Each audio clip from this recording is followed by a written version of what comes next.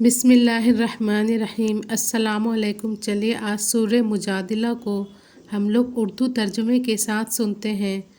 شروع کرتی ہوں اللہ تعالیٰ کے نام سے جو بڑا مہربان نہایت رحم والا ہے۔ یقیناً اللہ تعالیٰ نے اس عورت کی بات سنی جو تجھ سے اپنے شوہر کے بارے میں تکرار کر رہی تھی اور اللہ کے آگے شکایت کر رہی تھی۔ اللہ تعالیٰ تم دونوں کے سوال و جواب سن رہا تھا۔ بے شک اللہ تعالیٰ سننے دیکھنے والا ہے۔ تم میں سے جو لوگ اپنی بیویوں سے زہار کرتے ہیں یعنی انہیں ماں کہہ بیٹھتے ہیں، وہ دراصل ان کی مائیں نہیں بن جاتی۔ ان کی مائیں تو وہی ہیں جن کے بطن سے وہ پیدا ہوئے۔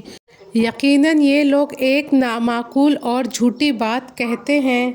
بے شک اللہ تعالیٰ معاف کرنے والا اور بخشنے والا ہے۔ جو لوگ اپنی بیویوں سے زہار کریں پھر اپنی کہی ہوئی بات سے رجوع کر لیں تو ان کے ذمے آپس میں ایک دوسرے کو ہاتھ لگانے سے پہلے ایک غلام آزاد کرنا ہے۔ اس کے ذریعے تم نصیحت کیے جاتے ہو اور اللہ تعالیٰ تمام اعمال سے باخبر ہے۔ ہاں جو شخص نہ پائے اس کے ذمے 2 مہینوں کے لگاتار روزے ہیں اس سے پہلے کہ ایک دوسرے کو ہاتھ لگائے، اور جس شخص کو یہ طاقت بھی نہ ہو اس پر 60 مسکینوں کا کھانا کھلانا ہے۔ یہ اس لیے کہ تم اللہ تعالیٰ کی اور اس کے رسول کی حکم کی برداری کرو۔ یہ اللہ تعالیٰ کے مقررہ کردہ حدیں ہیں اور کفار ہی کے لیے دردناک عذاب ہے۔ بے شک جو لوگ اللہ اور اس کے رسول کی مخالفت کرتے ہیں وہ ذلیل کیے جائیں گے جیسے ان سے پہلے کے لوگ ذلیل کیے گئے تھے، اور بے شک ہم واضح آیتیں اتار چکے ہیں، اور کافروں کے لیے تو ذلت والا عذاب ہے۔ جس دن اللہ تعالیٰ ان کو اٹھائے گا پھر انہیں ان کے کیے ہوئے عمل سے آگاہ کرے گا جسے اللہ نے شمار رکھا ہے اور جسے یہ بھول گئے تھے، اور اللہ تعالیٰ ہر چیز سے واقف ہے۔ کیا تو نے نہیں دیکھا کہ اللہ آسمانوں کی اور زمین کی ہر چیز سے واقف ہے؟ 3 آدمیوں کی سرگوشی نہیں ہوتی مگر اللہ ان کا چوتھا ہوتا ہے، اور نہ 5 کی مگر ان کا چھٹا ہوتا ہے، اور نہ اس سے کم کی اور نہ زیادہ کی مگر وہ ساتھ ہی ہوتا ہے جہاں بھی وہ ہوں۔ پھر قیامت کے دن انہیں ان کے اعمال سے آگاہ کرے گا۔ بے شک اللہ تعالیٰ ہر چیز سے واقف ہے۔ کیا تو نے ان لوگوں کو نہیں دیکھا جنہیں کانافوسی سے روک دیا گیا تھا؟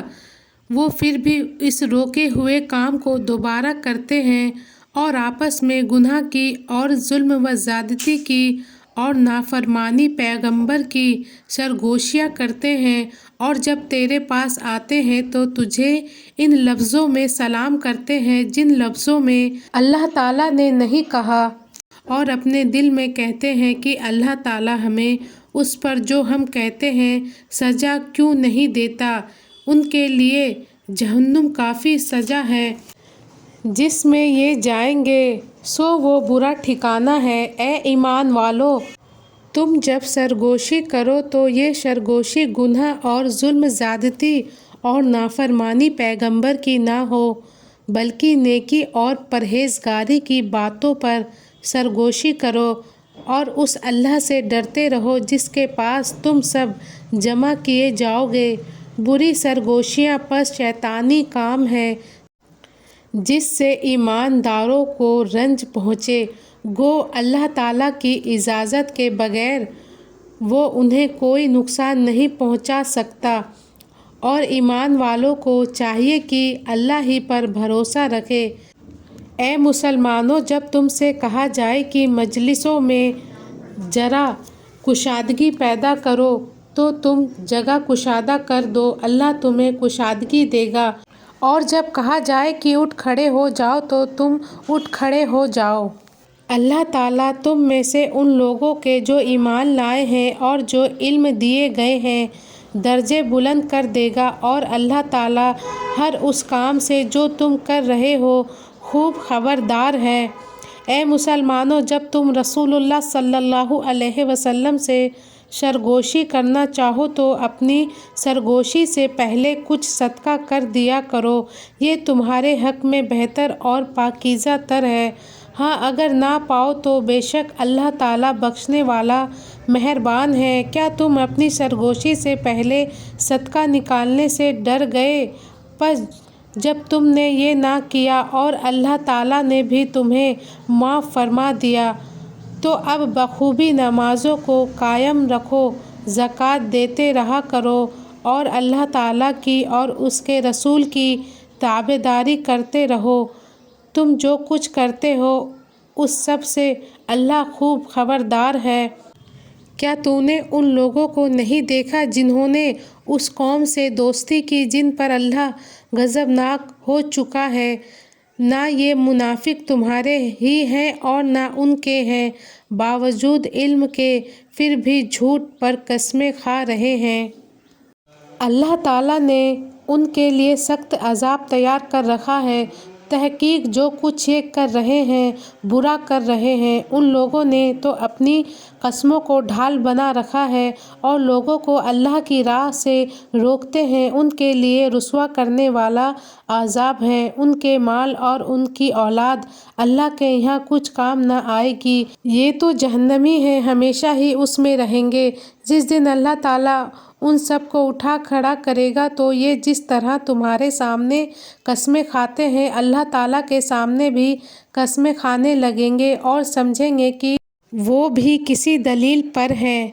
यकीन मानो कि बेशक वही झूठे हैं। उन पर शैतान ने गलबा हासिल कर लिया है और उन्हें अल्लाह का ज़िक्र भुला दिया है। ये शैतानी लश्कर है, कोई शक नहीं कि शैतानी लश्कर ही खसारे वाला है। बेशक अल्लाह ताला की और उसके रसूल की जो लोग मुखालफत करते हैं, वही लोग सबसे ज़्यादा ज़लीलियों में हैं। अल्लाह ताला लिख चुका है कि बेशक मैं और मेरे पैगंबर गालिब रहेंगे। यकीनन अल्लाह ताला ज़ोर आवर और गालिब है। अल्लाह ताला पर और क़यामत के दिन पर ईमान रखने वालों को आप अल्लाह और उसके रसूल की मुखालफत करने वालों से मोहब्बत रखते हुए हरगिज़ ना पाओगे, गो वो उनके बाप या उनके बेटे या उनके भाई या उनके कुंबे कबीले के अजीज़ ही क्यों ना हो। यही लोग हैं जिनके दिलों में अल्लाह ताला ने ईमान को लिख दिया है और जिनकी तायदाद अपनी रूह से की है और जिन्हें उनकी जन्नतों में दाखिल करेगा, जिनके नीचे नहरें बह रही हैं, जहाँ ये हमेशा रहेंगे। अल्लाह उनसे राज़ी है और ये अल्लाह से खुश हैं। ये खुदाई लश्कर है, आगाह रहो, बेशक अल्लाह की गिरोह वाले ही कामयाब लोग हैं।